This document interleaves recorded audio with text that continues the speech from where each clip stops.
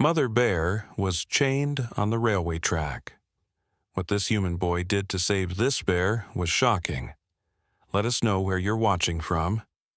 If you love my content, consider supporting it with a super thanks. Also, don't forget to like and subscribe. It'll help us to remain in touch with amazing people like you. The forest whispered secrets that summer afternoon. 11-year-old Noah Finley knew this better than anyone else in the sleepy mountain village of Pine Hollow. He spent every moment he could exploring the ancient woods that surrounded his home, sketching the wildlife and collecting interesting rocks and feathers. His parents called it an obsession. Noah called it listening. Today, the forest whispered something different, something wrong.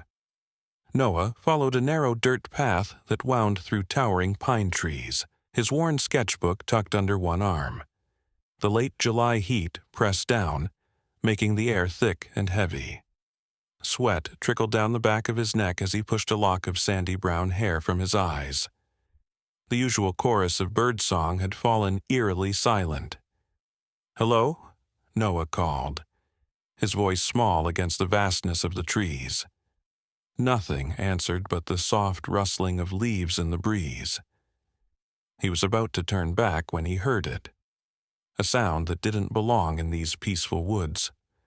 A dull, metallic clanking, followed by a low, pained moan that raised the hairs on his arms. Noah froze, his heart hammering against his ribs.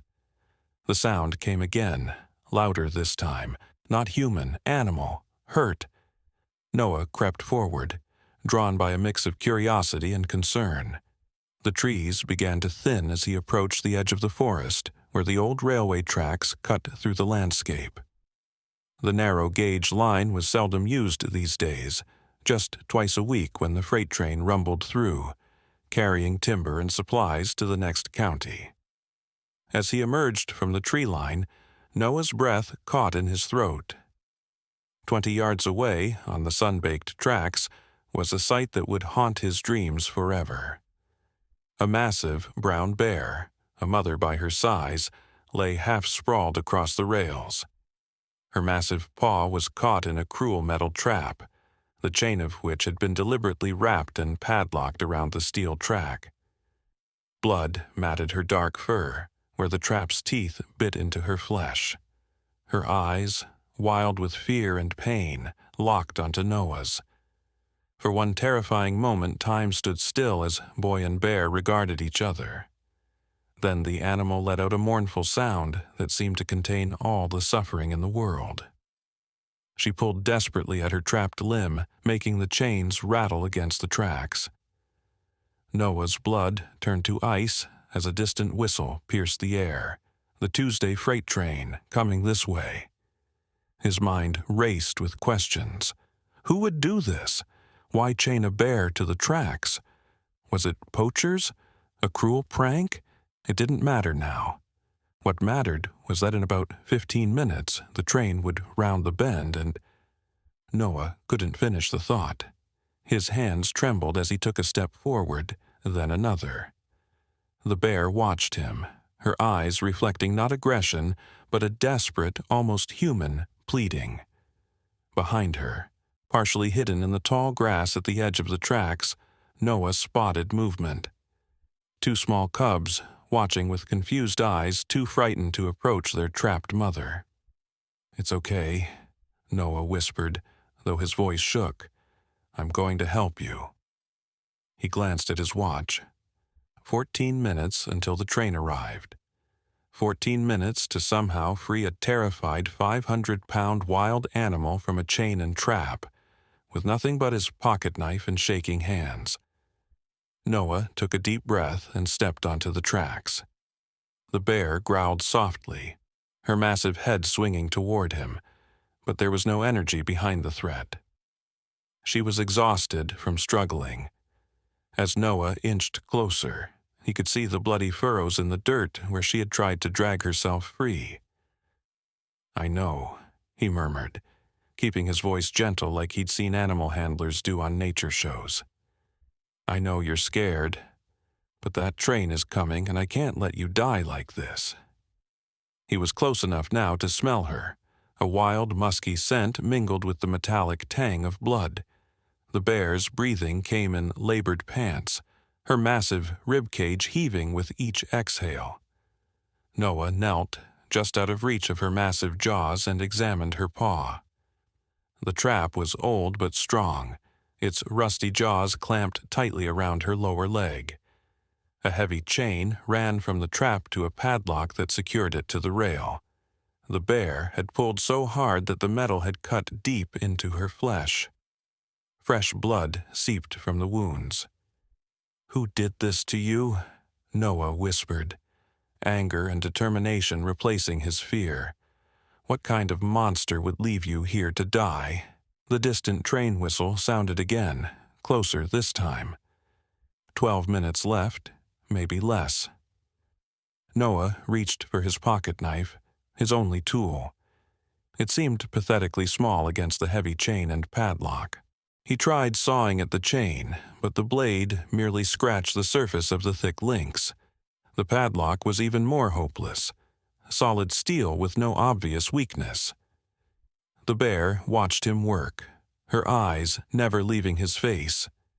There was something in that gaze, a spark of intelligence, of understanding, that made Noah's chest tighten with emotion. "I'm trying," he told her, voice cracking. "I'm trying, but I don't know how." He looked around desperately for something, anything that might help. The rails gleamed in the afternoon sun, indifferent to the drama unfolding upon them. The forest edge revealed nothing but shadows, and the wide, frightened eyes of the watching cubs. Noah's own eyes filled with tears of frustration. He couldn't free her, and he couldn't leave her to die. The whistle blew again. 10 minutes. Noah reached for his cell phone, then remembered with a sick feeling that there was no service out here, no way to call for help, no way to stop the train. As despair threatened to overwhelm him, a glint of metal caught his eye. Half buried in the gravel beside the track was something long and narrow. Noah scrambled toward it and pulled it free. A rusty iron pry bar, likely dropped by maintenance workers months ago. Hope surged through him as his fingers closed around the heavy tool. He rushed back to the bear, who had grown ominously still, her eyes half closed with exhaustion. "Stay with me," Noah urged, positioning the pry bar between the jaws of the trap. "Just a little longer, please." With all his strength, he pushed down on the makeshift lever, trying to force the trap's jaws apart. The metal groaned, but didn't budge. Noah repositioned, braced his foot against the rail, and tried again, straining until his arms trembled and sweat poured down his face. Nothing. The train whistle screamed again, much closer now. 7 minutes at most. Noah looked at the bear, at her cubs watching from the safety of the grass, and made a decision. He couldn't, leave her to die alone. If he couldn't save her, he would stay until the end, a witness to her suffering, so at least she wouldn't face death abandoned. But as he knelt there, a new determination hardened within him. He wasn't going to give up, not yet. Noah studied the trap again, his mind racing. The main problem wasn't just the trap itself, but the padlock securing the chain to the railway track. If he could somehow break that connection, the bear could at least drag herself away from the oncoming train, even with the trap still attached to her leg. "The weakest link," he whispered to himself, remembering something his science teacher, Mrs. Abernathy, always said when they did engineering projects. Find the weakest link in any system. His eyes traveled along the length of chain until they reached the padlock. It was old and rusty, like the trap. Probably something the poacher had found in a junkyard or abandoned shed. The rust meant weakness, and weakness meant hope. Noah positioned the pry bar at the loop where the padlock connected to the rail. With all his strength he pushed, using the bar as a lever against the metal. His skinny arms strained with effort, veins standing out on his forearms. For several agonizing seconds, nothing happened. Then, a creak, a groan of metal under stress. "Come on," Noah gasped, pushing harder, his sneakers slipping on the gravel as he fought for leverage. The train whistle pierced the air again. 5 minutes, maybe less. In the distance, Noah could hear the rumble of wheels on the track, felt the faintest vibration beginning beneath his feet. The bear seemed to sense the approaching danger, too. She raised her massive head, ears swiveling toward the sound. Her eyes met Noah's again, and in that moment something passed between them, a silent understanding, an ancient connection between human and animal that transcended words. With a roar of effort that surprised even himself, Noah threw his entire body weight against the pry bar. There was a sharp crack as the rusted loop of the padlock snapped, broken by the pressure and years of corrosion. "Yes!" Noah cried, stumbling backward as the resistance suddenly gave way. The chain was free from the rail, though the trap still clung to the bear's leg. It was enough. She could move now, get off the tracks before the train came. "Go!" Noah urged, backing away, gesturing toward the forest edge where her cubs waited. "You need to go now." But the bear didn't move. She tried to stand, her massive weight shifting as she struggled to her feet, but her injured leg buckled beneath her. She collapsed back onto the tracks with a pained groan, too weak from blood loss and exhaustion to save herself. The rumbling grew stronger. Noah could feel it in his bones now. The freight train approaching, still around the bend, but coming fast. His momentary triumph evaporated. "Please," he begged, tears streaming down his face. "Please try." The bear's eyes seemed to hold a terrible resignation. After hours of struggling, she had nothing left. Her body trembled with exhaustion, her breathing labored and shallow. Without thinking, Noah rushed to her side. All caution forgotten, he pressed his small body against her massive shoulder, pushing with everything he had. The bear growled softly, but made no move to harm him. She seemed to understand his desperate attempt to help. "I'm not letting you die," Noah grunted, his shoes scrabbling for purchase on the gravel as he pushed. "I'm not. You have babies. They need you." The bear shifted slightly, perhaps responding to his voice, perhaps making one last effort to save herself. But it wasn't enough. Her massive body barely moved an inch. The train's horn blasted again, much closer now. Noah looked up to see a plume of smoke rising above the trees at the curve of the track. 3 minutes, maybe less. Panic clawed at his chest. He wasn't strong enough, he couldn't move her. The pry bar lay on the ground where he'd dropped it after breaking the lock. In desperation, he grabbed it again and wedged it under the jaws of the trap itself. "Last chance," he whispered, positioning the bar carefully where the rusted spring mechanism connected the two halves of the trap. "Please work. Please, please work." He threw his weight against the pry bar, leveraging all his strength against the ancient mechanism. For a moment, nothing happened. Then came a grinding sound as decades-old gears and springs fought against each other. With a sudden, violent snap, the trap's jaws released. The bear roared. In pain or surprise or relief, Noah couldn't tell. But now she was truly free. The trap and chain still dangled from her leg, but no longer clamped shut on her flesh. "Go!" Noah screamed, the train's horn blasting continuous warnings now as it rounded the final bend. "Go!" The bear struggled again. Managing to rise onto 3 legs, the injured one held gingerly above the ground. She swayed, still disoriented from pain and fear. Noah could see the train now. a dark mass of metal hurtling toward them, the engineer likely just spotting the strange tableau on the tracks ahead. In desperation, Noah did something that defied all logic, all self-preservation. He grabbed a fistful of the bear's fur and pulled, guiding her toward the edge of the tracks. "This way. Come on." Whether it was his voice, his touch, or some final surge of maternal instinct as her cubs whimpered from the bushes, the bear finally moved. One halting step, then another. Noah pulled and pushed, tears streaming down his face as the train bore down on them.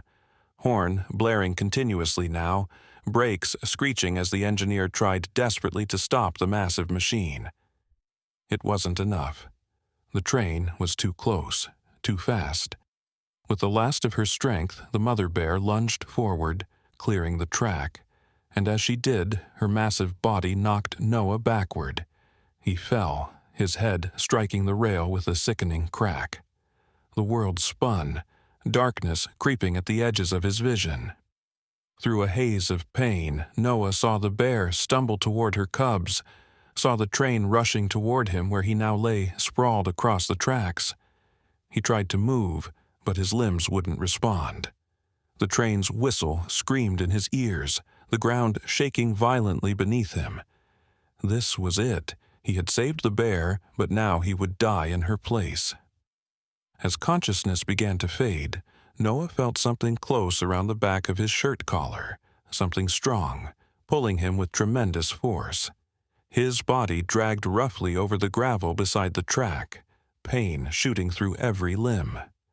The last thing he saw before blackness claimed him was the train roaring past, barely a foot from where he now lay in the grass. And standing over him, massive and dark against the sky, the silhouette of a bear. Noah opened his eyes to blinding sunlight and the worst headache of his life. For several confused moments he couldn't remember where he was or what had happened. Then it all came rushing back, the bear, the trap, the train. He sat up with a gasp, immediately regretting it as pain lanced through his skull. Gingerly, he touched the back of his head, wincing as his fingers found a large, tender lump. His clothes were torn and dirty, his arms scratched and bruised. But he was alive. The train was gone. The tracks lay empty and silent in the afternoon sun. Noah looked around, trying to piece together what had happened in those final moments. Had he managed to roll off the tracks himself? Had the wind from the passing train somehow pushed him clear? Or had the bear, impossible as it seemed, pulled him to safety? He staggered to his feet, swaying slightly as dizziness washed over him. His watch had shattered in the fall, the hands frozen at 3:42. How long had he been unconscious? The sun's position suggested not long, perhaps only minutes. "Hello?" he called weakly, not sure what he expected in response. The forest remained silent, indifferent to the miracle that had just occurred. Of the bear and her cubs, there was no sign except for bloodstains on the tracks and a few tufts of dark fur caught on the splintered wood of the railroad ties. Noah began to wonder if he'd imagined the whole thing, the sensation of being pulled to safety, the bear standing over him as he lost consciousness.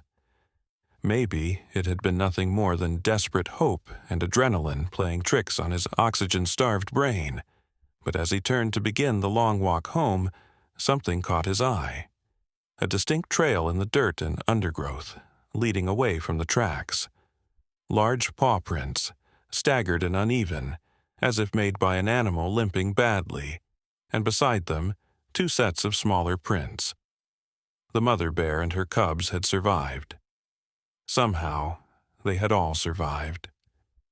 Noah followed the tracks for a few yards, bending to examine a spot where the injured bear had clearly rested, a depression in the fallen leaves marked with droplets of blood.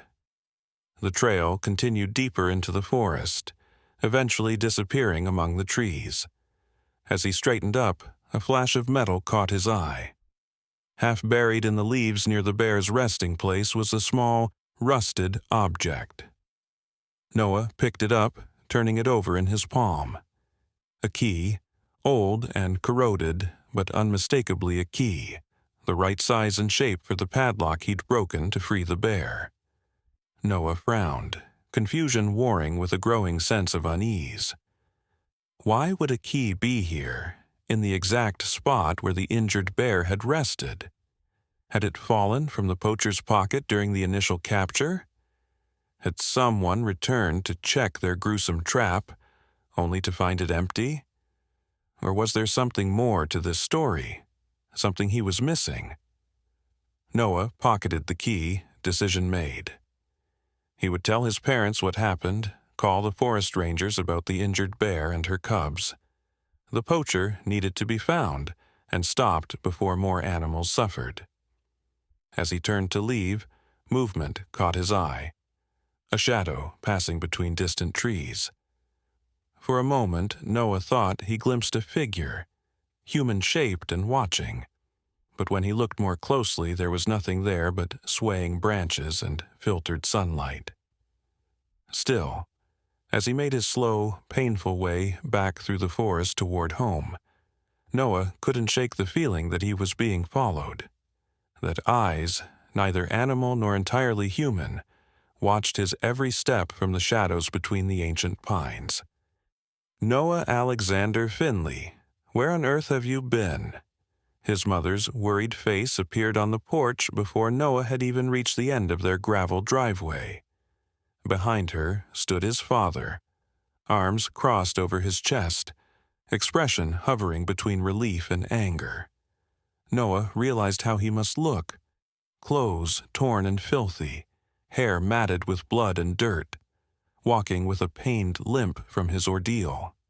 His mother's anger transformed instantly to horror as she ran down the steps toward him.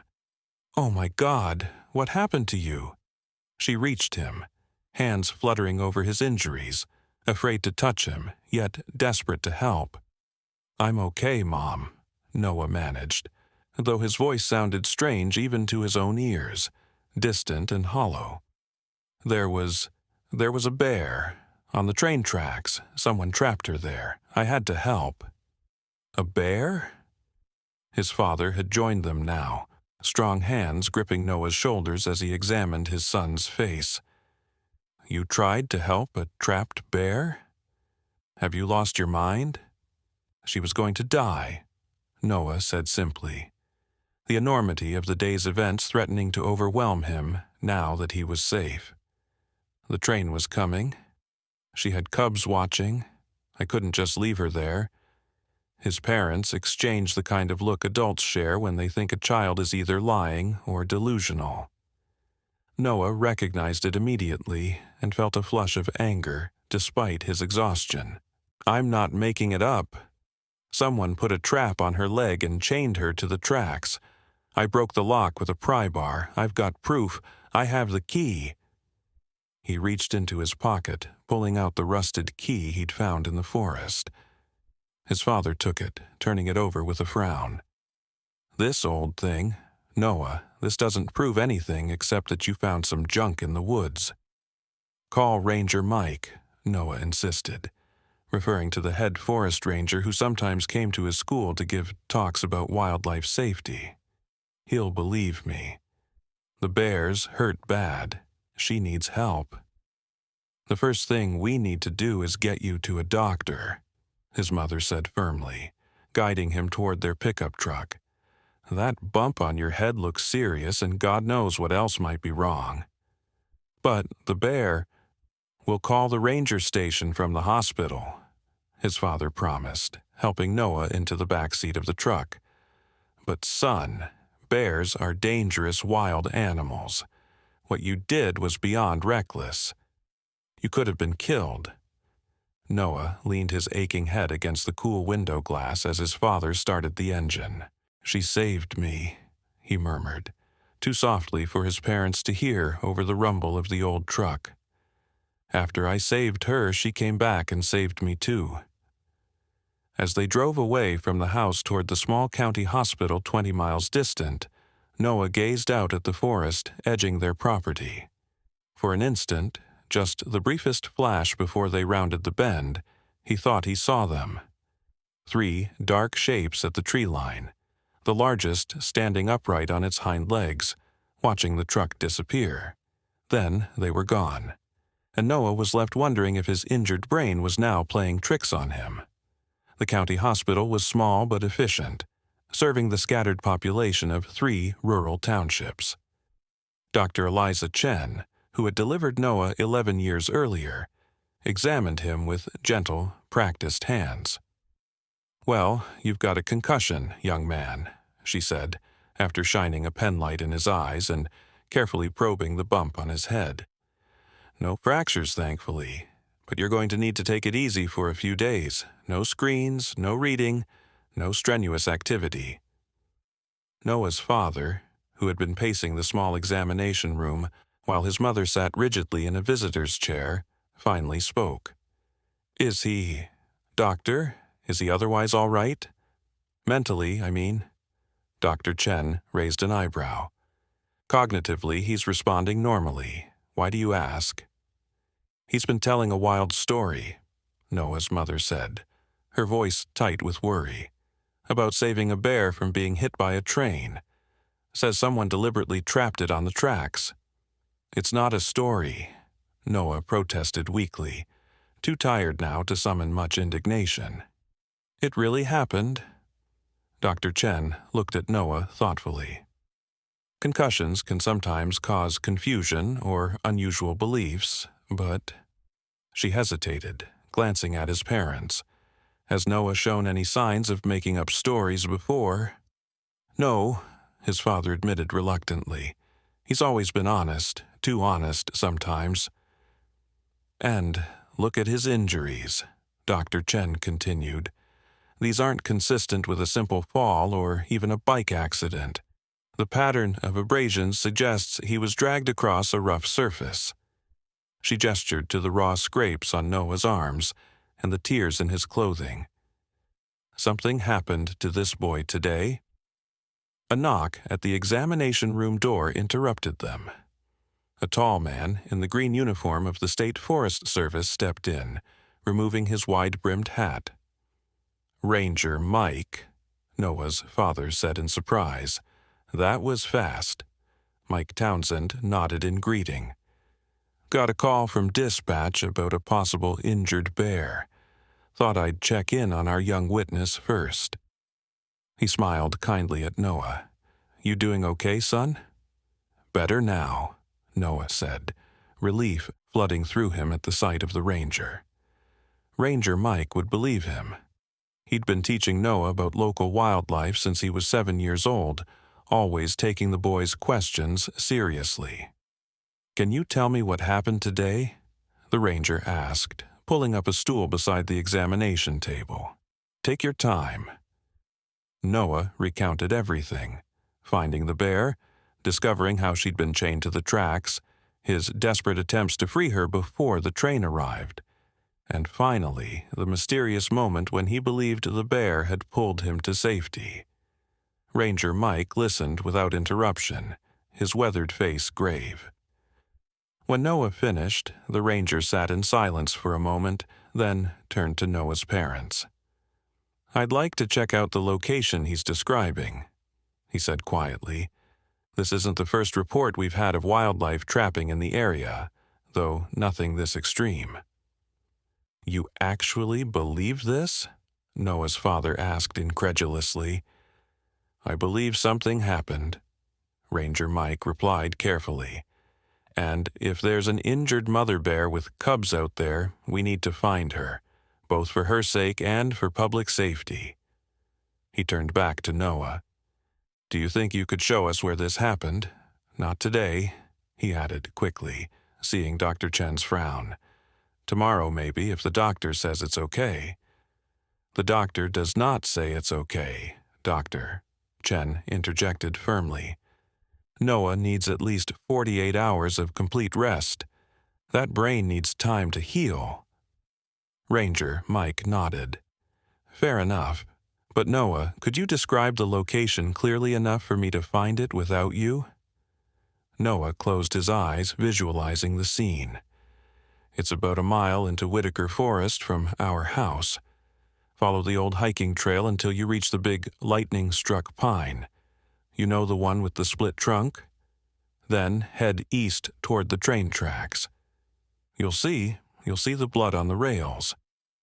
The adults exchanged glances, the atmosphere in the room heavy with uncertainty and concern. "I'll check it out," Ranger Mike promised, standing to leave.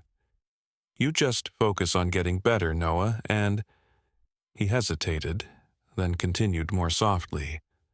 "What you did was incredibly dangerous.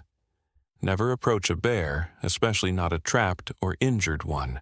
But if what you're saying is true, you showed extraordinary courage today." After the ranger left, Dr. Chen prescribed rest and pain medication, and Noah's parents took him home. The ride was mostly silent, his father staring straight ahead at the road, his mother occasionally glancing back at Noah with worried eyes. Noah didn't mind the silence. His head hurt too much for conversation, and besides, he was preoccupied with questions that seemed to multiply by the minute.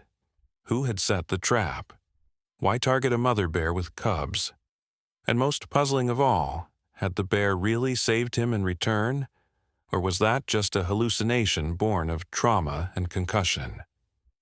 As they pulled into their driveway, the setting sun casting long shadows across the yard, Noah noticed something unusual on their front porch. His father saw it too, braking the truck more suddenly than necessary. What the hell? There, propped against their front door, was a large object wrapped in what appeared to be an old tarp. Noah's father got out first, approaching it cautiously while motioning for Noah and his mother to stay in the truck. Carefully, he pulled back a corner of the tarp, then stepped back in shock. "What is it?"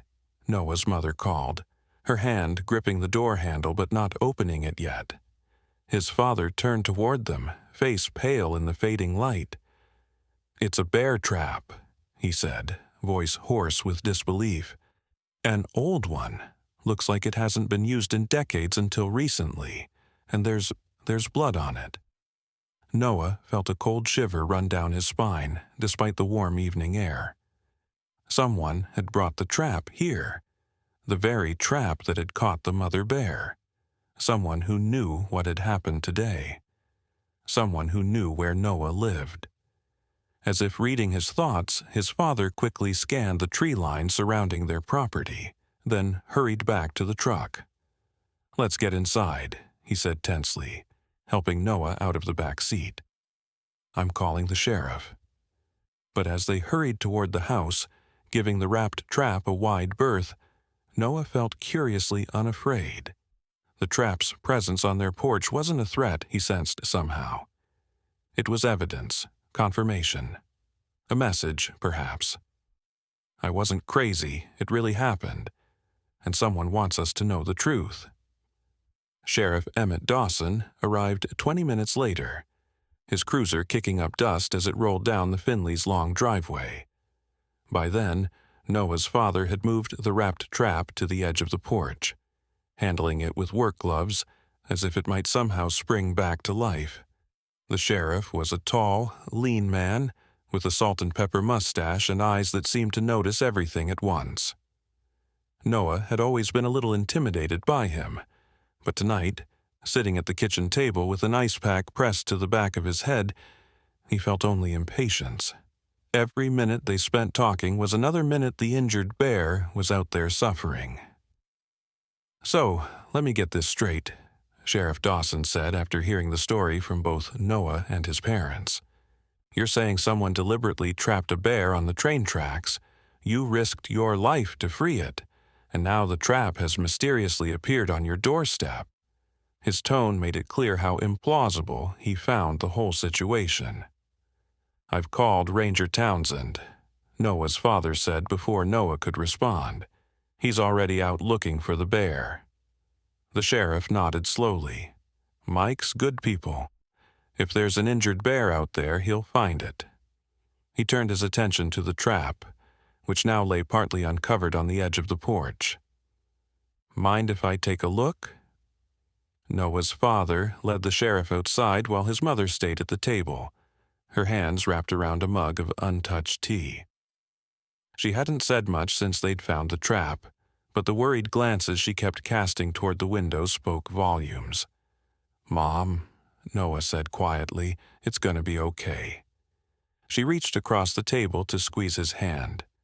"You could have died today," she whispered, her voice catching. "If what you're saying is true, if someone is setting traps for bears near our home—" "It is true," Noah insisted, "and we're going to find out who did it." Through the open window, they could hear the sheriff's voice. "This trap is old. Real old. Haven't seen one like this in years. They were banned back in the 90s. Cruel things. But someone's still using it," Noah's father replied. "So it seems."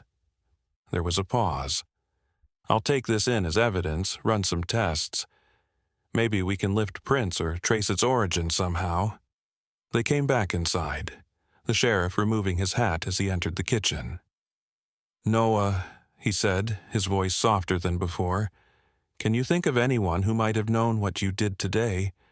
Anyone you might have told, or who might have seen you near those tracks?" Noah shook his head, then winced as the movement sent a spike of pain through his skull.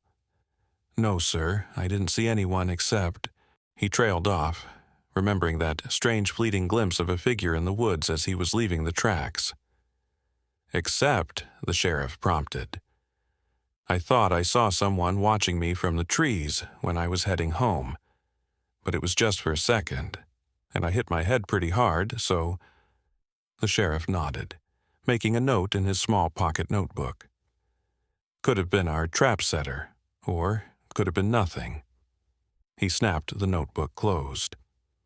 "I'll increase patrols in the area for the next few days. Keep an eye out for any suspicious activity." He turned to Noah's parents.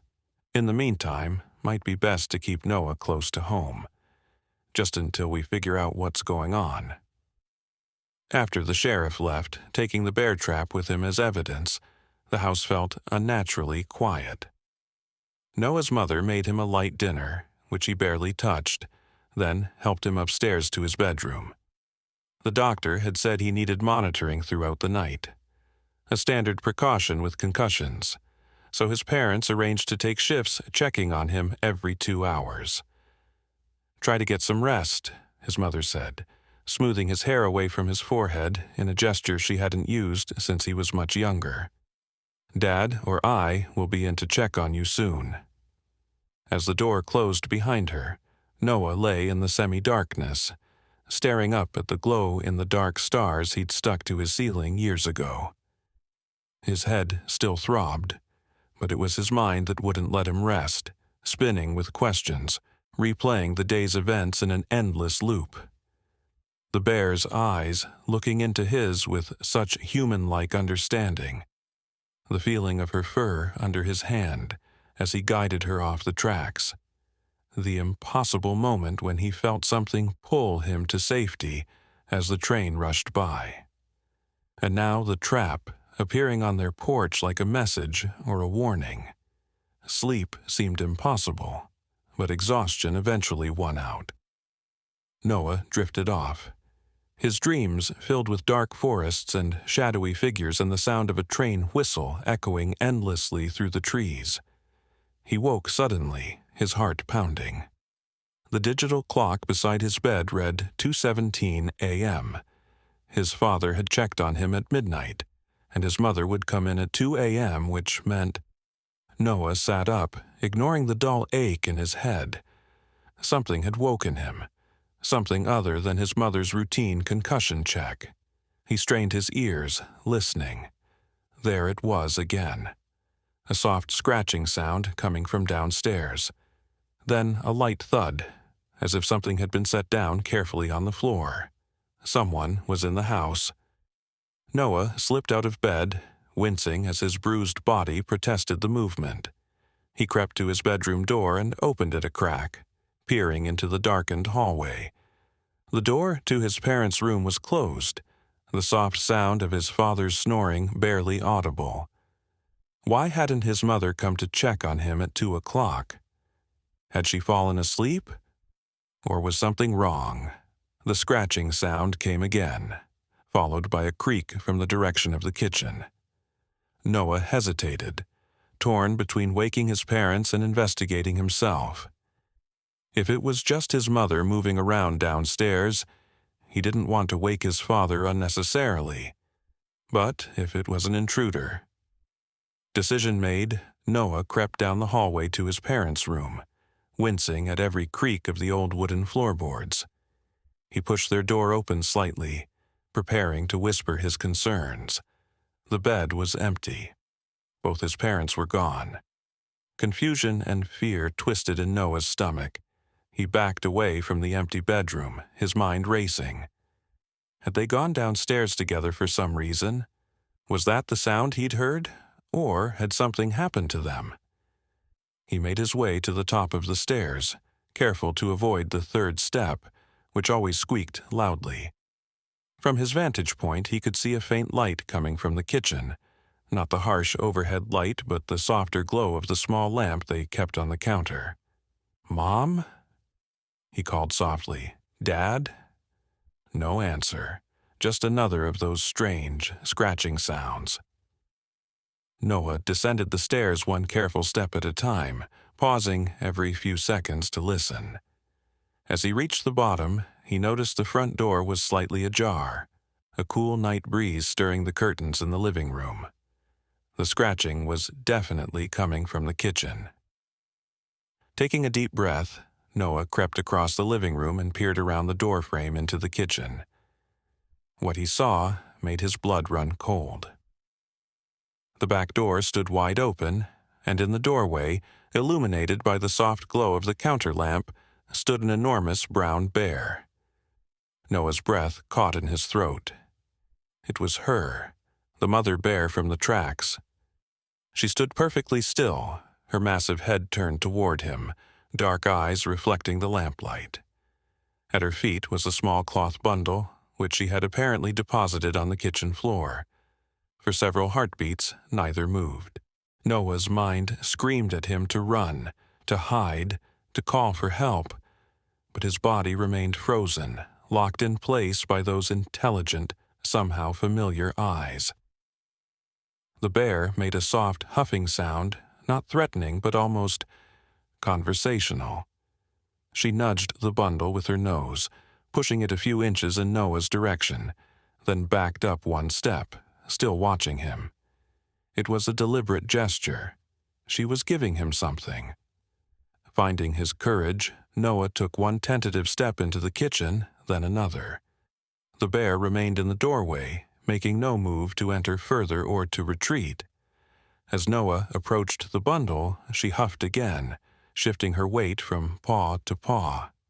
Noah knelt slowly, never taking his eyes off the bear, and reached for the bundle. It was wrapped in what appeared to be a piece of old canvas, like the tarp that had covered the trap on their porch, but smaller. With trembling fingers, he unwrapped it. Inside was a leather wallet, weathered and stained with dirt and what looked disturbingly like dried blood. Beside it lay a hunting knife in a worn sheath, its handle carved with intricate designs that seemed to depict animals in motion. Bears, wolves, deer. Noah looked up at the bear in confusion. "I don't understand," he whispered. The bear made that huffing sound again, then slowly, deliberately, turned and limped away into the darkness beyond the kitchen door. Noah caught a glimpse of her injured leg, still bearing the wounds from the trap, but no longer dragging the chain. He looked back down at the wallet and knife. With cautious fingers, he opened the wallet, searching for identification. There was money inside, several crumpled bills, and behind that, a driver's license. The face that stared back at him from the plastic ID was vaguely familiar. A bearded man with cold eyes and a scar that ran from the corner of his right eye down to his jaw. The name read Victor Blackwood, with an address in the neighboring county. Noah frowned, trying to place where he'd seen the man before. Then it hit him. Blackwood was one of the hunting guides who operated in the area, taking tourists and weekend warriors out to bag deer and wild turkey. Noah had seen him around town occasionally, but had always given him a wide berth. There was something unsettling about the man, something in his eyes that spoke of barely contained violence. Was this Blackwood's wallet? His knife? Had he set the trap for the bear? And if so, how had the bear gotten these items from him? A chill ran down Noah's spine as darker possibilities suggested themselves. Had the bear attacked Blackwood after escaping from the tracks? Was the man lying injured somewhere in the forest? Or worse? The sound of a car engine broke through his thoughts. Headlights swept across the kitchen as a vehicle pulled into the driveway. Noah quickly rewrapped the wallet and knife in the canvas, looking around desperately for a place to hide them. He settled for shoving the bundle behind the toaster just as the front door opened. "Noah?" His mother's worried voice called from the living room. "Noah, are you up?" He stepped out of the kitchen on shaky legs. "I'm here. Where were you guys?" His mother rushed to him, pulling him into a tight hug. Behind her, his father closed and locked the front door, his face drawn with tension. "We got a call from Sheriff Dawson," his mother explained, holding Noah at arm's length to examine him. "Ranger Mike found blood on the tracks, just where you said. He followed the trail for a while, but lost it in the darkness. They wanted to know if we'd seen or heard anything else tonight." "Why didn't you wake me?" Noah asked, fighting to keep his voice steady, to not glance toward the kitchen where the back door still stood open, where a bear had stood just minutes ago. "You needed rest," his father said, joining them. "And we didn't want to worry you if it turned out to be nothing." He frowned, looking more closely at Noah. "What are you doing up? Did something wake you?" Noah hesitated. The truth hovered on his lips, that a wild bear had just delivered evidence that might identify her would-be killer. But something held him back. It sounded insane, even to him, and if they didn't believe him about the bear saving him from the train, they certainly wouldn't believe this. "I woke up, and you weren't there for the concussion check," he said finally. "I got worried and came looking for you." His father seemed to accept this, but his mother's eyes narrowed slightly. She knew him too well, could always tell when he was holding something back. "Let's get you back to bed," she said, steering him toward the stairs. "It's late, and you need your rest." As they passed the kitchen doorway, Noah glanced inside. The back door was still open, the night breeze now stirring the curtains. His mother followed his gaze and gasped. "James, the door! Did you leave it open when you took out the trash earlier?" His father hurried into the kitchen, checking the door and the small backyard beyond. "Must have," he said, though he sounded uncertain. "Nothing seems disturbed." Noah said nothing, grateful that his parents couldn't see the bear prints in the dark soil of the garden, or the small, telling gap behind the toaster where a bundle of evidence lay hidden. Later, back in his bed with his mother sitting vigilantly beside him, Noah stared at the ceiling and tried to make sense of what was happening. The bear had brought him Blackwood's wallet and knife. But why? What was she trying to tell him? And how, this was the most troubling question of all, how had a wild animal known where he lived? The next morning brought rain, heavy drops pounding against the roof and windows of the Finley house. Noah's head felt slightly better, though the bruises on his body had deepened to an ugly purple. His mother insisted he stay in bed, bringing him toast and orange juice on a tray, despite his protests that he felt well enough to come downstairs. "Doctor's orders," she reminded him firmly. "Complete rest for 48 hours. As soon as she left, Noah slid out of bed and went to his desk, where he kept a small, battered laptop. Dr. Chen had said no screens, but this was too important to wait. He needed to know more about Victor Blackwood. The internet connection in Pine Hollow was spotty at best, downright useless during heavy rain. Noah drummed his fingers impatiently as the search page loaded at a glacial pace. Finally, results began to appear. Victor Blackwood, 47, was indeed a licensed hunting guide who had operated in the area for the past 5 years. Before that, he'd worked in Alaska and Montana, guiding big game expeditions.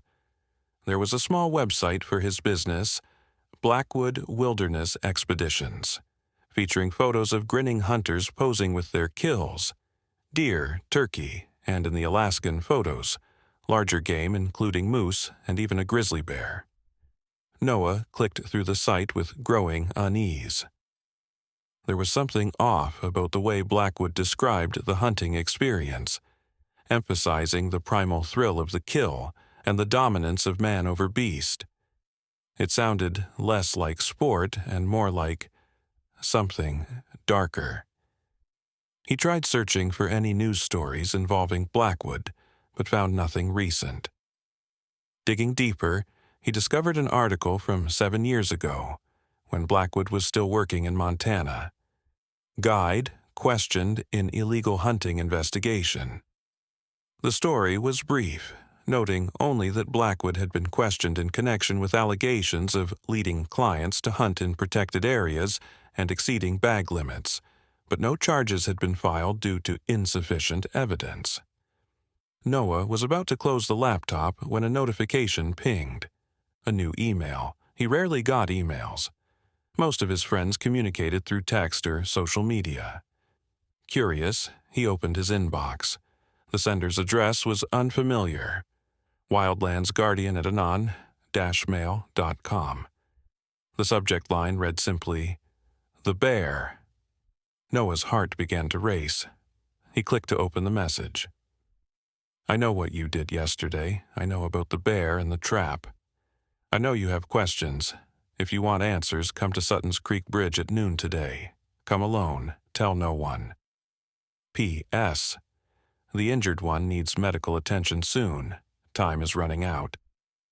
The message was unsigned. Noah read it 3 times, his mind whirling with possibilities. Who could have sent this?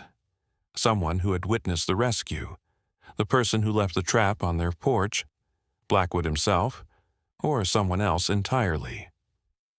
He checked the time, 10:37 a.m.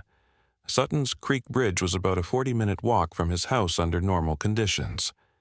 With his injuries and the rain, it would take longer. Noah knew he shouldn't go. He was injured. His parents would be frantic if they discovered him missing, and meeting a mysterious stranger who somehow knew about the bear was potentially dangerous. But the message's postscript echoed in his mind. The injured one needs medical attention soon. Time is running out. The bear's wounded leg, the blood on the tracks, she needed help. And whoever sent this email seemed to know how to provide it. Decision made, Noah quickly changed into jeans and a hooded raincoat. He scribbled a note to his parents, saying he was feeling better and had gone to lie down in the hammock on the covered back porch to get some fresh air.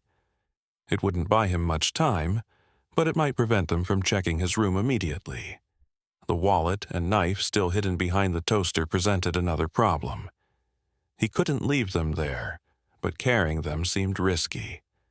After a moment's consideration, Noah retrieved the bundle and tucked it into his backpack. Whatever happened at Sutton's Creek Bridge, having evidence of Blackwood's involvement might prove useful. Sneaking out of the house was surprisingly easy. His mother was on the phone with someone in the living room. Noah caught fragments about increased patrols and warning the neighbors. His father had left earlier for his shift at the lumber mill, unable to take a day off despite the previous night's excitement. The rain beat down mercilessly as Noah made his way through the woods behind their house, following a path he'd walked hundreds of times before. The familiar trail was now a muddy stream, water coursing down the hillside and soaking through his sneakers within minutes. His head throbbed with each step, his bruised body aching in protest, but he pushed on, driven by a mixture of curiosity and concern for the injured bear. By the time Sutton's Creek Bridge came into view, Noah was soaked through despite his raincoat, and shivering as much from exhaustion as from cold. The old wooden bridge spanned a usually placid creek that had swollen to an angry, churning mass of brown water in the downpour. No one waited on the bridge or on the visible sections of trail on either side. Noah checked his watch. 11:52. He was early, but not by much. Seeking some shelter from the relentless rain, he ducked beneath the bridge into the small, relatively dry space between the wooden supports and the rising creek. As his eyes adjusted to the dimmer light, Noah realized he wasn't alone. A figure sat on a large rock near the water's edge, wrapped in a dark green poncho that blended with the surrounding vegetation. As Noah approached cautiously, the figure turned, lowering the hood of the poncho. It was a girl, perhaps 15 or 16 years old, with coppery skin and long black hair pulled back in a tight braid. Her dark eyes regarded Noah with an intensity that made him stop in his tracks. "You're the one who freed the mother bear," she said. It wasn't a question. Noah nodded, water dripping from his hood.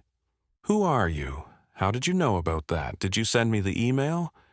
The girl stood, and Noah noticed she was taller than him by at least half a head. "My name is Sienna Redfeather," she said. "My grandfather's Joseph Redfeather. We live on the ridgeland that borders Pine Hollow to the north." Noah had heard of the Redfeathers.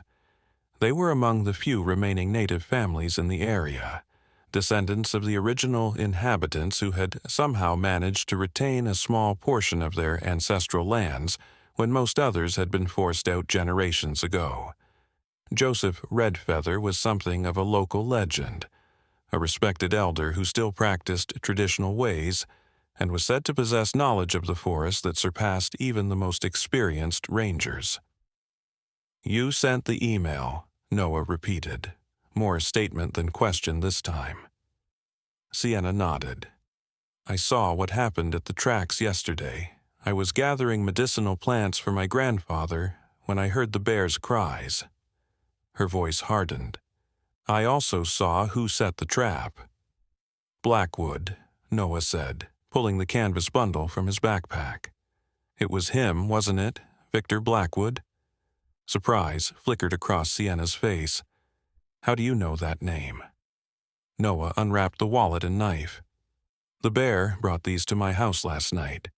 She came right up to our back door and left them for me to find." Sienna's eyes widened, then narrowed in calculation. She reached for the items, examining them carefully, particularly the knife with its carved handle.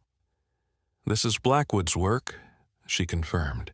"He carves these himself, sells them to tourists for extra money." "But why would the bear bring them to me? How would she even know where I live?"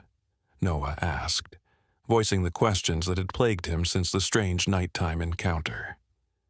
Sienna was quiet for a long moment, the rush of water and drumming of rain filling the silence. Finally, she said, "My grandfather would say she brought these to you because you are now connected.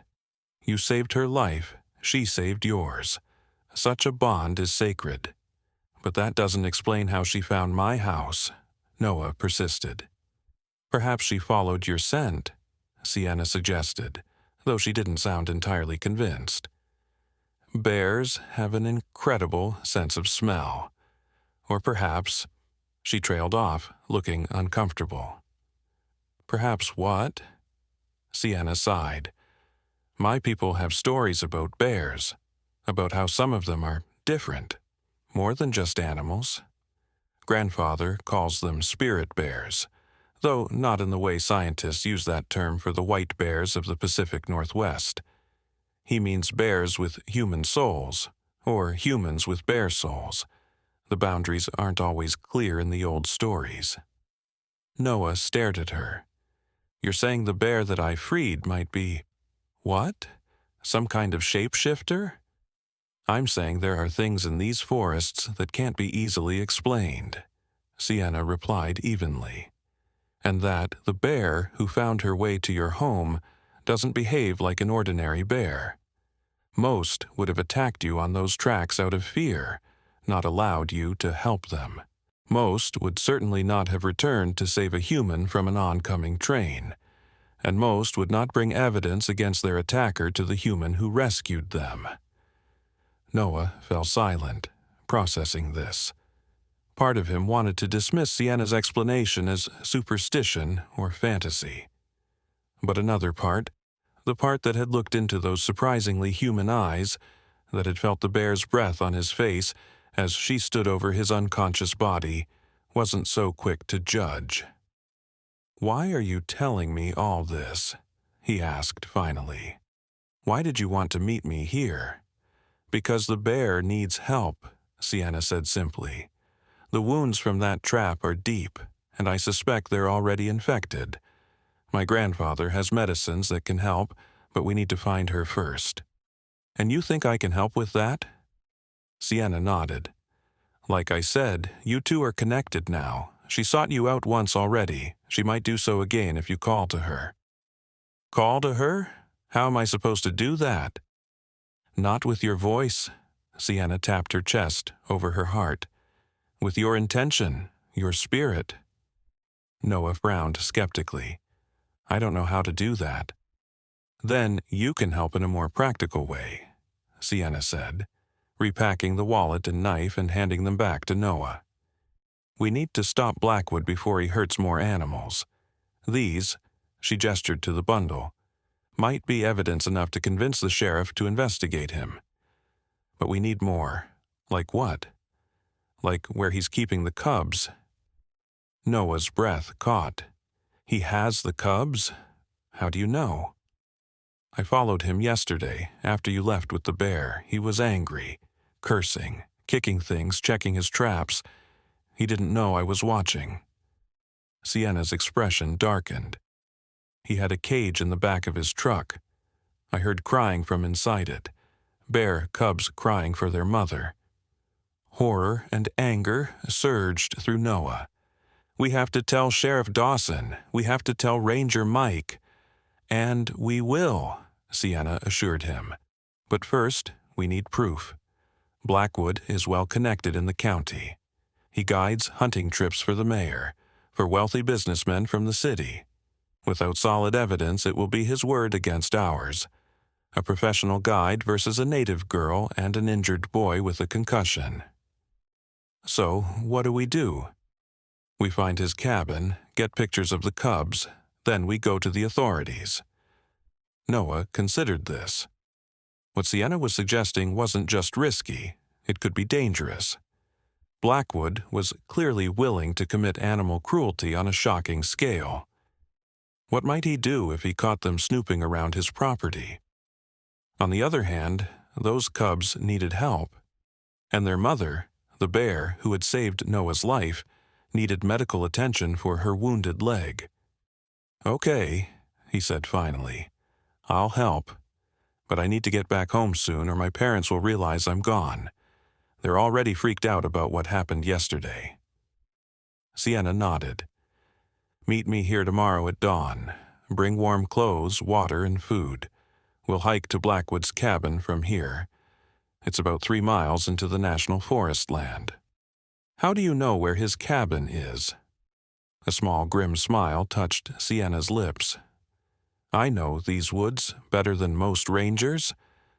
Blackwood thinks he's clever, building his cabin off the main trails, but my family has hunted and gathered in these forests for generations.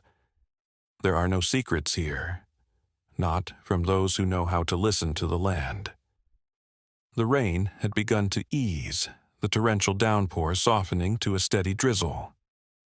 Noah checked his watch, alarmed to see that it was almost 1:30. He'd been gone much longer than intended. "I have to go," he said urgently. "Tomorrow at dawn, I'll be here." As he turned to leave, Sienna caught his arm. "Noah," she said, her voice suddenly gentle. What you did yesterday for that bear, Mother. It was brave. Foolish, perhaps, but brave. My grandfather would say it was an act of balance, that you were in the right place at the right time to restore something that had been thrown out of alignment. Noah wasn't sure how to respond to that. Thanks, I guess. I just did what seemed right. Sometimes that's all any of us can do, Sienna replied. But be careful going home. Blackwood will be looking for his wallet and knife. If he suspects you have them. The warning hung in the air between them, unfinished but clear. I'll be careful, Noah promised. See you tomorrow.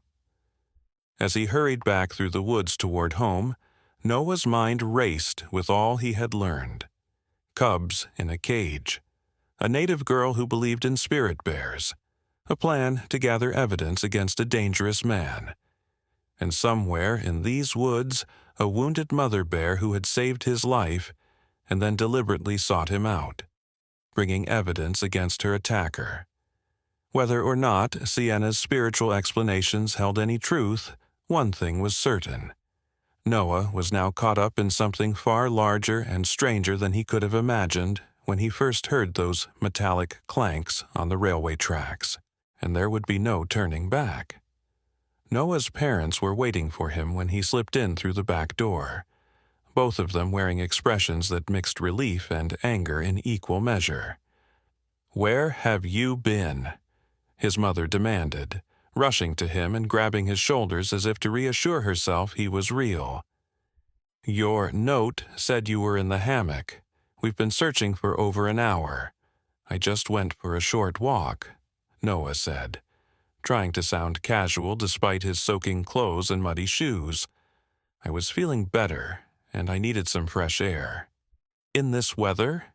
his father asked incredulously. "With a concussion?" "Noah, what were you thinking?" "I'm sorry," Noah said, and he meant it. The worry in their eyes made him feel guilty for sneaking out. "I didn't go far, just down to the creek and back." It wasn't a complete lie, at least. His mother sighed, her relief gradually overtaking her anger. "You're soaked through. Go change into dry clothes before you catch your death on top of everything else. Then straight back to bed." She paused, studying his face.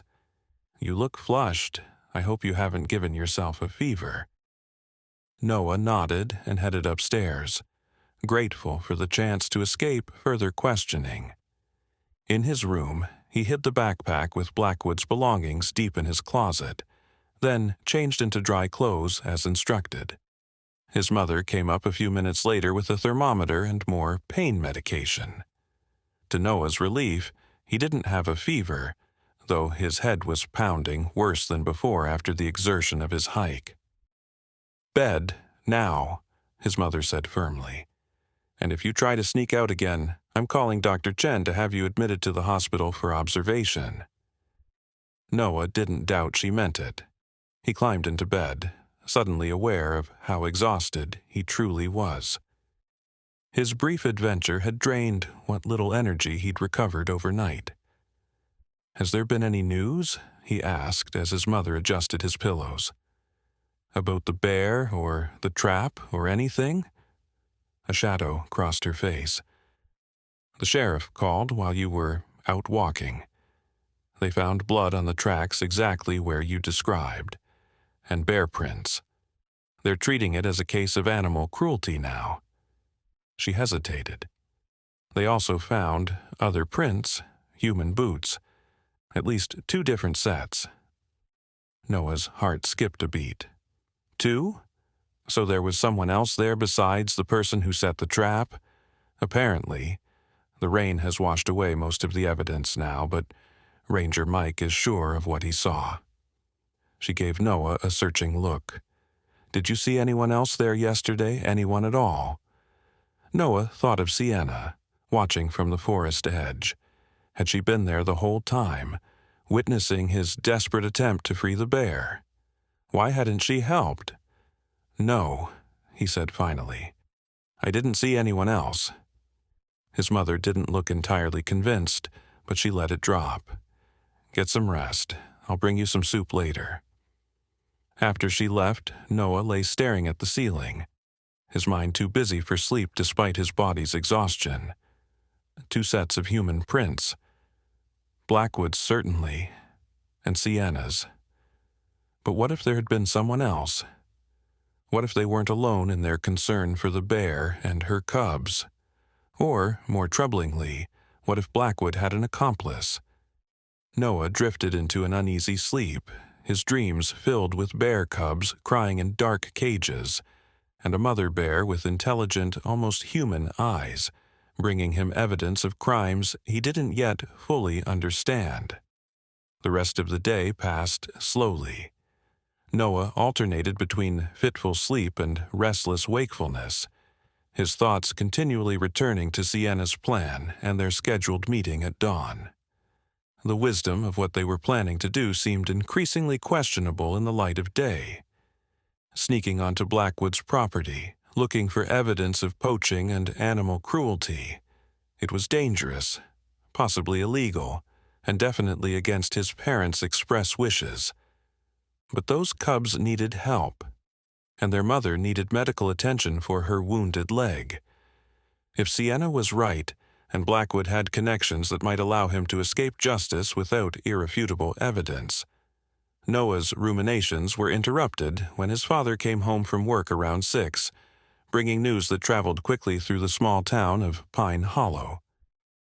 "There was some excitement at the sheriff's station today," he said as the family sat down to dinner, which Noah had been allowed to join at the kitchen table.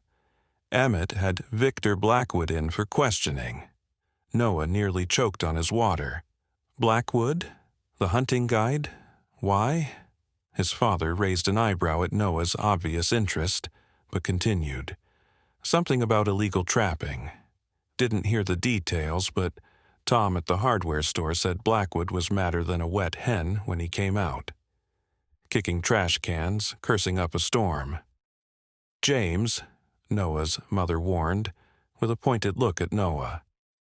"Sorry. Just repeating what I heard." His father took a bite of the casserole Noah's mother had prepared.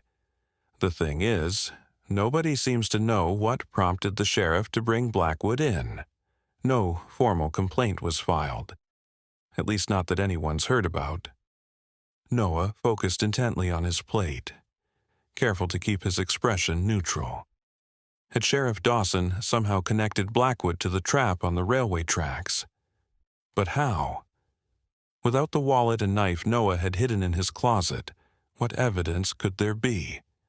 Unless Sienna had said something. But she'd been clear about needing more proof before going to the authorities. "Well, I hope they sort it out," Noah's mother said, clearly wanting to change the subject. "Noah, doctor," Jen called while you were napping. "She says, if you're feeling better tomorrow you can get up and move around the house, but no screens and no strenuous activity for another day at least." Noah nodded absently, his mind still on Blackwood, and what his questioning might mean for their plans tomorrow. If the hunting guide was already under suspicion, he might be more vigilant, more dangerous. After dinner, Noah returned to his room on the pretense of needing more rest. In reality, he needed to prepare for tomorrow's expedition. He quietly gathered essentials: a water bottle, granola bars, his small digital camera, a flashlight with fresh batteries, and packed them in his backpack alongside Blackwood's wallet and knife. Setting his alarm for 5 a.m., well before his parents would wake, Noah finally allowed himself to sleep. His last conscious thought a mix of anticipation and apprehension about what the morning might bring.